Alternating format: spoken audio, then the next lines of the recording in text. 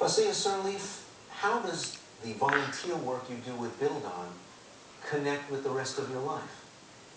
Well, whether it's tutoring children in an after-school program or going to countries like Malawi or Nicaragua to help build schools, when you see those children's faces and how much they value education, you take that back with you. You can't just forget about it. You see how much trouble they have to go through to get to school and how willing they are to do that. And when you get back, you want to just make them proud and go to school for them, for those who can't do it, and for those who don't have the money to do it.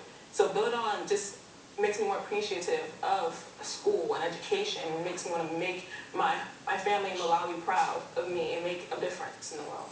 Do you think you have a different future now that you see yourself and the world a little differently? Can you make yourself a different future? I think you can. Going to Build On and helping out in service projects, it makes you a different person. It gives you a different frame of mind. And you're not just selfish. You're not all about yourself, or you're not all about the world around you. You're about other people. You're about helping out. You're about going to soup kitchens and getting up early on Saturdays. You change your views on what's important, and you see things in different light. Tiara Coleman, Basia Sirleaf, Jim Zielkowski, thank you all. Thank you. Thank you.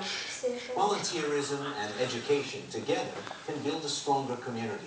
If you'd like to find out more, visit the website or call the number on your screen to find out how you can become an American Graduate Champion.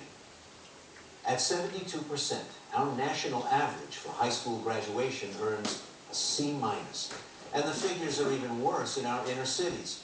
In East Harlem, in New York, only a third of the total population has a high school diploma.